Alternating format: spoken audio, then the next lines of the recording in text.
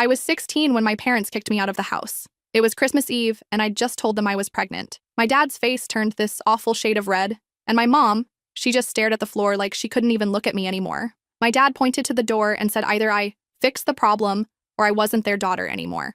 I couldn't do what he wanted. I just couldn't. So I packed a bag while they sat in silence in the living room. Not a single word as I walked out the door in the middle of a snowstorm with nowhere to go. For 2 years, I lived with my best friend's family. They took me in, helped me finish high school, even watched my baby girl while I worked nights at a diner. My daughter Lily was the most beautiful thing I'd ever seen, and I never once regretted my choice. I tried calling home once when Lily was 6 months old. My mom answered. I could hear her breathing, but when I said hello, she just hung up. After that, I stopped trying. When Lily turned 5, I had saved enough to rent us a tiny apartment. By the time she was 8, I had my associate's degree and a decent job at an insurance company. We were doing okay, just the two of us. Then, last year, when Lily was 13, my phone rang with a number I still recognized even after all this time. My dad was calling. 15 years of silence, and suddenly there he was, asking if we could meet. I almost didn't go. What right did he have to pop back into my life now? But something made me say yes. Maybe I wanted Lily to know her grandparents. Maybe I wanted answers. Or maybe I just needed to face them as the woman I'd become, not the scared teenager they threw away. We met at a coffee shop near my apartment. They looked older, smaller somehow. My mom cried when she saw me. My dad couldn't even look me in the eye at first. He slid a small box across the table. Inside was a tiny silver bracelet.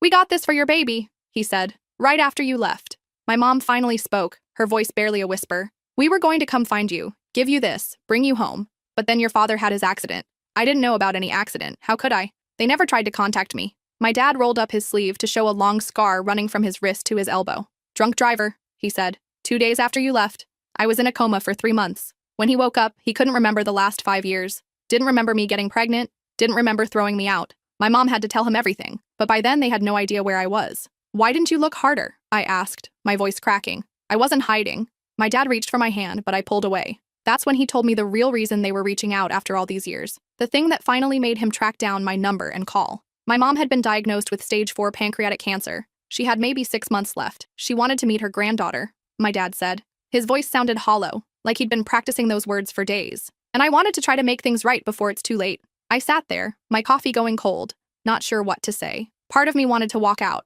let them feel a fraction of the abandonment I had felt. But another part of me, the part that had grown up raising Lily, understood something about forgiveness. "I need time to think," was all I could say. When I got home, Lily could tell something was wrong. She may have been only 13, but that kid could read me like a book. I never kept secrets from her. She knew she had grandparents somewhere, knew they hadn't wanted me to have her. I told her everything that happened at the coffee shop. "I think you should let them meet me," she said after thinking it over. "Not for them, for you, Mom. So you can finally close that door." My kid was wiser than I'd ever be. The next weekend we met at a park. Lily was nervous but trying not to show it. I watched my parents' faces when they saw her for the first time. My mom covered her mouth, tears streaming down her face. My dad just stood there looking stunned. "She looks just like you did," he finally said. Lily, always braver than me, walked right up to them. "I'm Lily," she said, holding out her hand like the little adult she sometimes pretended to be. My mom reached out shakily to take it, but then pulled Lily into a hug instead. I tensed, ready to step in, but Lily hugged her back.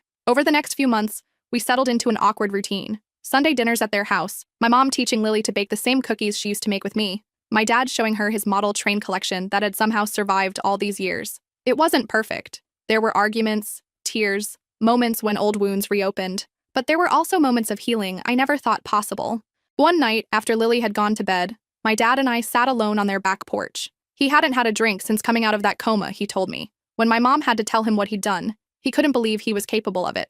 "I spent years hating myself for driving you away," he said. "Then spent years trying to find you to make it right. You didn't try hard enough," I said. The words came out harsher than I intended. "You're right," he said simply. "I failed you. I can't change that. But I swear to you, I won't fail you or Lily again."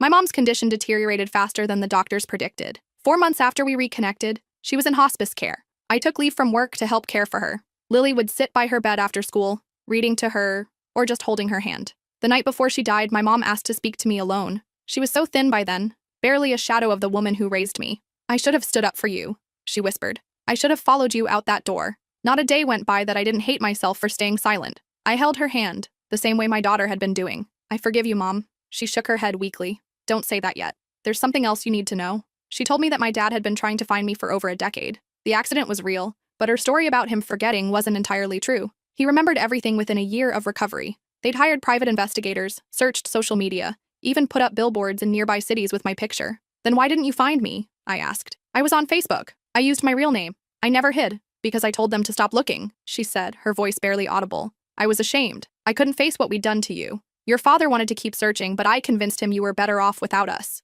I couldn't speak. All these years, I thought they hadn't cared enough to look for me, but they had looked. And my mom had been the one to give up. I'm telling you this because I don't want you to blame him, she said. Be angry with me if you need to be, but don't punish him for my cowardice. She died the next morning with all three of us by her side. After the funeral, I found my dad sitting alone in their bedroom, holding that silver baby bracelet they'd bought so many years ago. Did she tell you? He asked without looking up. I nodded, sitting beside him on the bed. I should have kept looking anyway, he said. I should have found you despite her. You found me eventually, I said. That's what matters now. It's been 2 years since my mom passed. My dad sold their house and bought a smaller place just a few blocks from us. He picks Lily up from school sometimes, goes to all her volleyball games. Last month, he helped her with a science project and they took first place. Yesterday, Lily asked if she could start calling him Grandpa instead of Mr. Thomas. I said that was fine with me. People ask why I finally answered when my parents reached out after all those years. I tell them it wasn't about my parents deserving forgiveness. It was about my daughter deserving to know her family, flaws and all. And maybe it was about me too, finally letting go of the angry, frightened teenager I once was. Forgiveness doesn't make the past disappear, but it does make room for a better future. And that future includes my dad teaching Lily to drive, just like he taught me. Some circles are meant to be completed, even if it takes a lifetime to draw them.